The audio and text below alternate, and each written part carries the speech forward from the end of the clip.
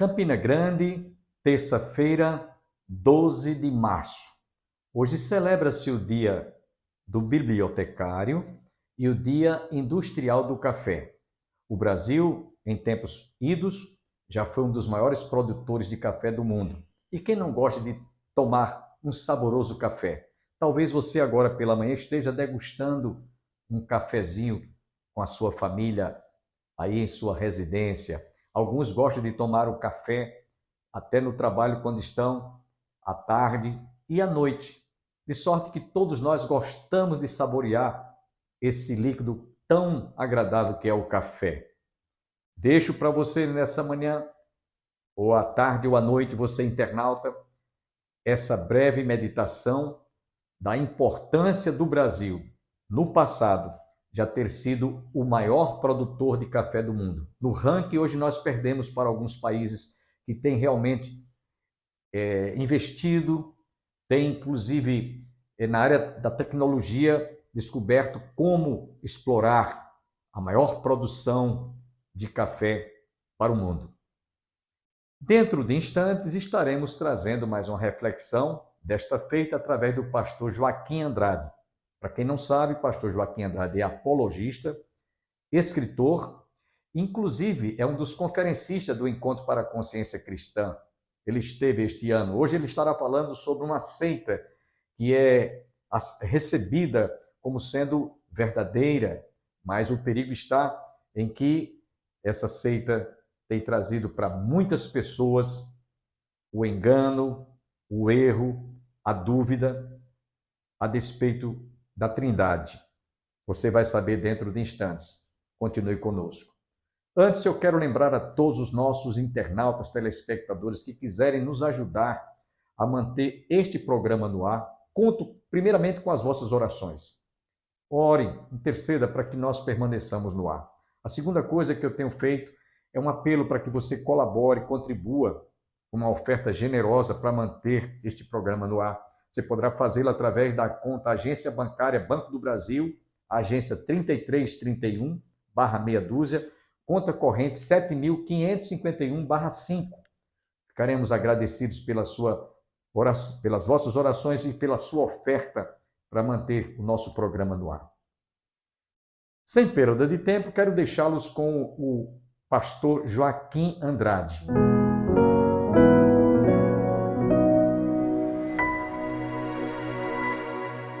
Olá, Deus te abençoe. Bem-vindo ao programa Opção para a Vida. É um prazer para mim estar aqui novamente com meu querido amigo Pastor Bosco. E você que está aí do outro lado.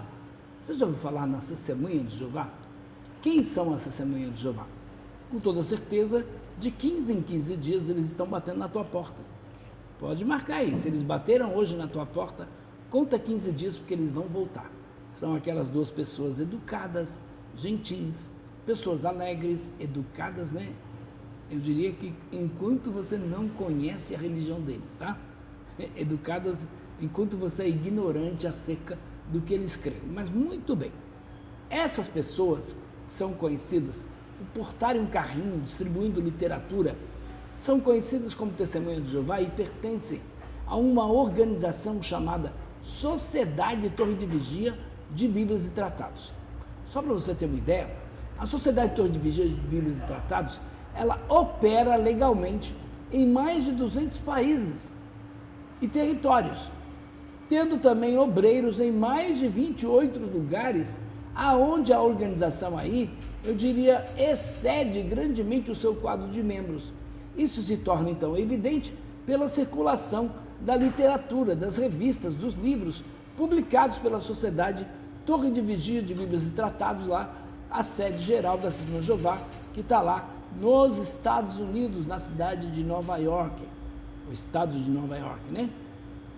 Vamos falar um pouquinho do histórico dessa organização religiosa, porque começou com um presbiteriano chamado Charles Taze Russell. Foi fundada esta organização no início da década de 1870 nos Estados Unidos, e a história da Testemunha de Jeová, ela está muito dividida aí entre os 5 presidentes desta organização, tá? Charles Taze Russell, que eu falei aqui, que foi presbiteriano, que começou esta organização chamada Sociedade Torre de Vigia de Bíblias e Tratados. Ele foi, então, de 1852 a 1916. Ele foi um líder influenciado pelos adventistas. Lembra que eu já falei sobre a Igreja Adventista do Sétimo Dia, que começou com o movimento do Advento na América? Então, Charles Taze Russell foi influenciado pelo movimento do Advento na América. E Charles Taze Russell também não ficou para trás com Guilherme Miller. Guilherme Miller anunciou, então, que Cristo voltaria em 22 de março de 1843. Não veio. 22 de outubro de 1844. Não veio. Falsos profetas. Charles Taze Russell disse que Jesus iria voltar. E ele anunciou o ano de 1914. Jesus não veio. 1915, não veio. 1918, não veio. Mas o fim veio para Charles Taze Russell, quando ele morreu em 1916. Assumindo então o segundo presidente desta organização, o juiz Joseph Franklin Rutherford, que não era juiz, mas se auto-intitulava juiz. Rutherford, de 1869 a 1942, quando ele faleceu, ele foi o líder máximo desta organização religiosa. Ele, para você ter uma ideia, o senhor Joseph Franklin Rutherford, esperou o fim para 14, não veio. Para 15, não veio. Para 18, não veio. Para 25, não veio. Para 41, não veio. E ele, então, teve o fim em 1942, quando veio a falecer, e assumiu esta organização religiosa o senhor Nathan Homer-Nor. Nathan Homer-Nor, ele esperou o fim para 14, para 15, para 18, para 25, para 41. Em 1969, Nathan Homer-Nor veio no estádio do Pacaembu, em São Paulo, e disse milhões. Ele disse que o Armagedon iria acontecer em breve, que 1975 seria o ano marcado para a data do Armagedon. Não veio o Armagedon em 75. Interessante, todas essas datas que eu acabei de mencionar são falsas profecias da Testemunha de Jeová. Olha o que a Bíblia tem a dizer no livro de Deuteronômio, capítulo 18, verso de número 18 a 20. Olha só, isto, meus irmãos, é a palavra de Deus que vai dizer. Não é a minha palavra, mas é a palavra de Deus. E você deve tomar isso como exemplo. Então, alguém profetizou alguma coisa para você? Vai lá, vamos lá em Deuteronômio 18, verso de número 20. Olha só. 18, verso de número 19, 20. Porém, o profeta que presumir de falar alguma palavra em meu nome, que eu lhe não mandei falar, ou que falar em nome de outros deuses, esse profeta será morto. E se disseres no teu coração, como conhecereis a palavra que o Senhor não falou? Sabe que quando esse profeta falar em nome do Senhor, e a palavra se não cumprir, nem suceder, como profetizou, esta é a palavra que o Senhor não disse. Com soberba a falou tal profeta, não tenhas temor dele. Então, como nós vamos saber que o profeta é verdadeiro ou não?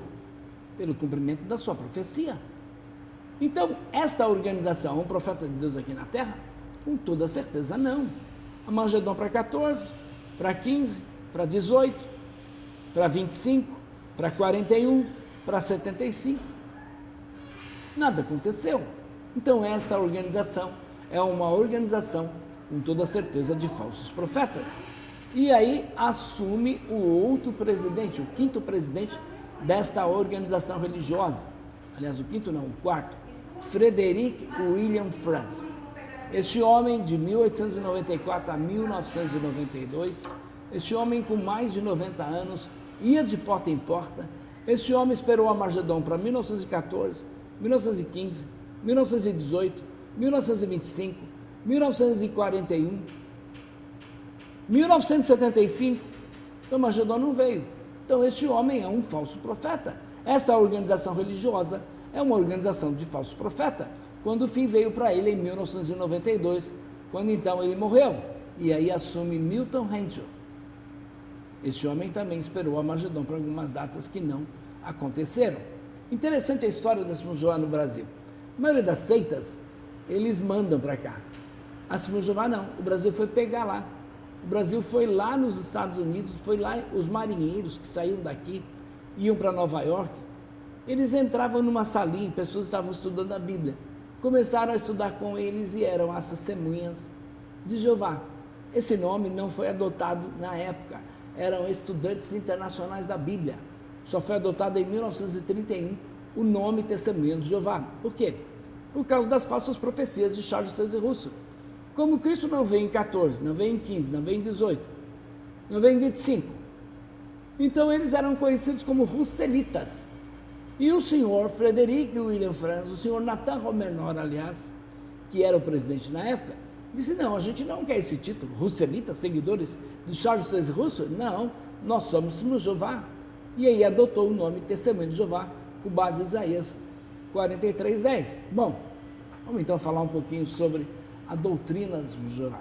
Mas eles chegaram aqui no Brasil em 1920, aproximadamente, que os marinheiros saíam do Brasil, iam para Nova York e lá estudavam. Mas em 1922, esta organização chamada Sociedade Torre de Vigia mandou o seu primeiro representante para o Brasil. Agora, você quer ver uma coisa? Porque o problema todo não está nem...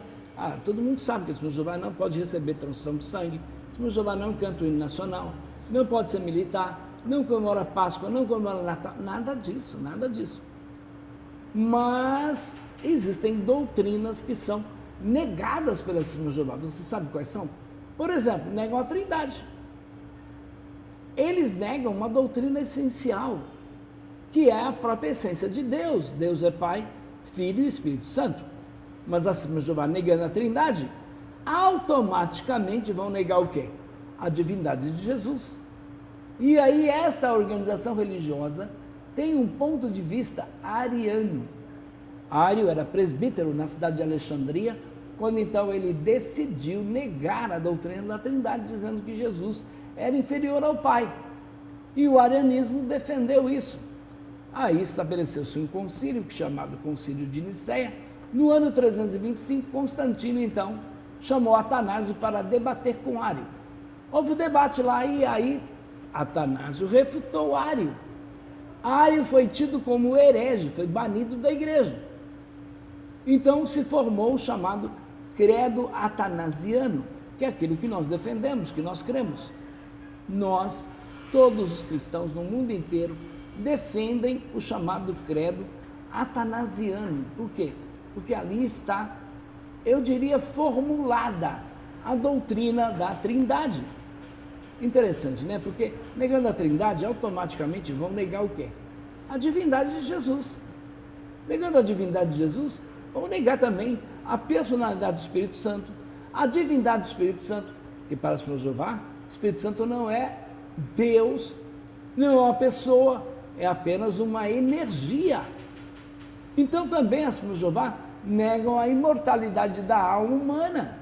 Eles não creem na sobrevivência da alma após a morte. Eles negam o ponto de vista bíblico da redenção. A Senhor Jeová vê então a morte de Cristo como apenas uma morte de um homem perfeito, como um resgate correspondente. E é claro que vão negar também a sua ressurreição corporal. A Senhor Jeová ensina então que Jesus ressuscitou em espírito. Ele se materializou em várias ocasiões para ser visto pelos seus discípulos. Também nega a salvação pela graça através da fé. Nega então a salvação fora da sua organização religiosa. Nega a experiência do novo nascimento para eles. Então só pode nascer de novo quem faz parte dos 144 mil. Então nega a experiência do novo nascimento para todos. E aí essa experiência, dizem eles, né, é apenas para um número selecionado de pessoas, os 144 mil, que tem vivo aqui na Terra aproximadamente 7 mil.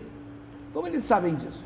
No dia da ceia, passa o cálice, passa o pão, somente aquele que se considera ungido vai beber do cálice e comer do pão. Quando ele levou o cálice à boca, tem alguém anotando ali no Salão do Reino. Isso é enviado lá para os Estados Unidos e aí eles vão dizer, temos 7 mil dos ungidos aqui na terra. Segundo eles, o restante já está no céu. Agora eu te pergunto, o que está no céu se não tem alma? Não faz sentido isso. Então logo negam a ressurreição corporal de Cristo. Dizem que ele ressuscitou em espírito e se materializou aí várias ocasiões para ser visto pelos seus discípulos. Também nega a salvação pela graça através da fé, nega a salvação fora da sua organização religiosa, negam também a experiência do novo nascimento. Para eles só pode nascer de novo quem faz parte dos 144 mil. Para eles é só esses que são salvos. Também nega a punição eterna dos perdidos. Então o inferno é a sepultura comum da humanidade. O inferno é tanto pessoas boas como ruins vão para o inferno. Eles negam também a volta visível, corporal de Cristo. Para eles a sociedade Torre de Vigia diz que Cristo voltou invisível em 1914 e que houve uma ressurreição espiritual invisível em 1918. E aí temos outras características da Testemunha de Jeová, e aí temos as características doutrinárias. Então, eles dizem que a Bíblia não pode ser compreendida sem a organização, sem a sociedade, sem o escravo fiel e discreto. Também eles dizem que a transfusão de sangue é proibida por Deus, então é rejeitada. Então, se uma testemunha de Jeová aceita uma transfusão de sangue, meu filho, ela está perdida. Isso pode resultar na sua morte eterna, morte espiritual. Ele não pode ter contato com mais ninguém daquela organização religiosa. Isso causa um transtorno muito sério. Então as testemunhas de Jeová recusam fazer serviço militar, cantar o hino nacional, juramento à bandeira, e esse último para eles é visto como idolatria, um ato de idolatria, você jurar a bandeira. Também a testemunha de Jeová, quando eles se recusam à transfusão de sangue, muitas das testemunhas de Jeová não sabem, por exemplo, que no passado eles rejeitaram vacina. Se você fosse uma testemunha de Jeová, em 1931 não ia permitir vacina para os seus filhos. Vacina de tétano, varíola, sarampo, qualquer vacina, não pode. Foi de 1931 até 1952. Mas, em 1967, proibiram transplantes de órgãos.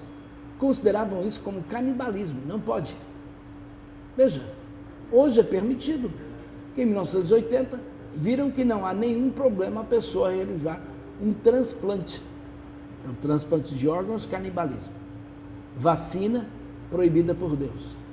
E aí, em 1941, estava começando a Segunda Guerra Mundial, eles resolveram proibir as testemunhas de Jeová de receberem transfusão de sangue. Isso foi no mundo inteiro. Mas a Bíblia proibia? Não. Mas eles proibiram. Mas a Bíblia não proíbe. Muito bem, entre a Bíblia e aquilo que a organização religiosa diz, você vai ficar com quem?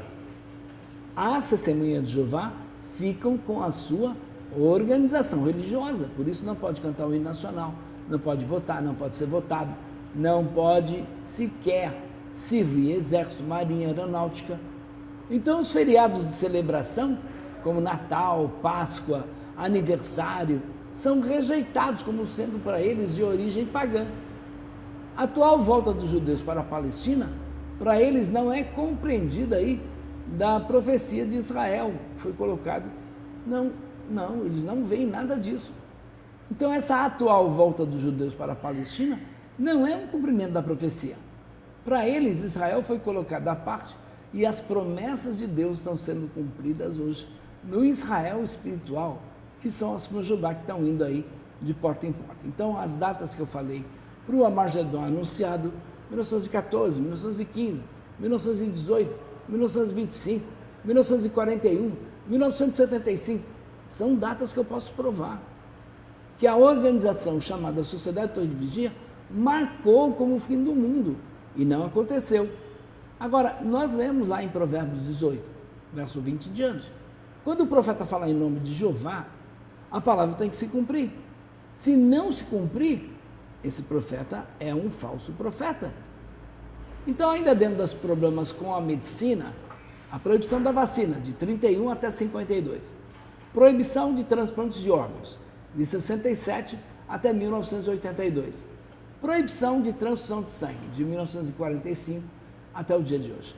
Mas se amanhã sair na revista Sentinela que uma testemunha de Jeová pode realizar uma transfusão de sangue, quem vai dar conta das vidas que morreram? Deus proíbe? Não, de forma alguma.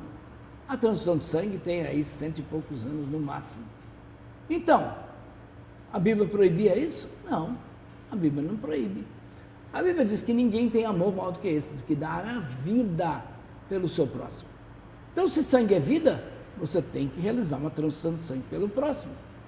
Agora, a Bíblia, a doutrina da palavra de Deus, para esta organização religiosa, a Bíblia não é a única regra de fé e prática. Olha o que eles dizem. Meramente ter a palavra de Deus e tê-la, não basta para qualquer um adquirir o conhecimento exato que coloca a pessoa no caminho da vida. Então eles dizem assim, a Bíblia não pode ser entendida sem a ajuda do corpo governante ou escravo fiel e discreto, que seria a liderança mundial da Assembleia de Jeová. Então não tem fundamento para isso. 1 Timóteo, 2 Timóteo, aliás, capítulo de número 3, verso 15, a Bíblia é a única regra de fé e prática capaz de colocar aí a pessoa no caminho da vida eterna. Aí eles têm uma tradução própria da Bíblia, foi criada com um propósito, negar a essência do cristianismo, negar as doutrinas fundamentais. Então lá em Gênesis 1, verso 2, é chamado de força ativa de Deus.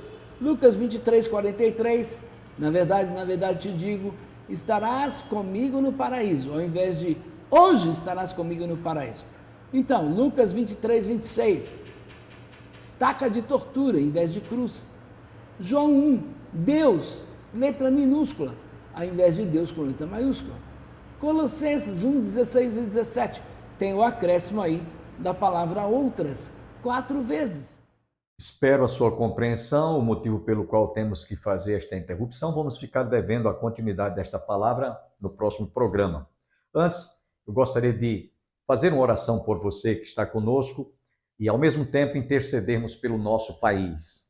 Nós vivemos dias difíceis, tempos tenebrosos e dias trabalhosos, conforme nos diz o apóstolo São Paulo, escrevendo na segunda carta a Timóteo, capítulo 3, verso 1.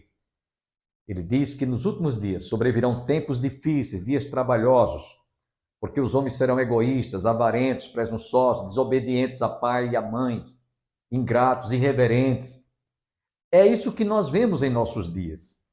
Esses últimos dias que a Bíblia fala começaram quando Jesus estabeleceu a sua igreja, extensivamente chegando até os nossos dias.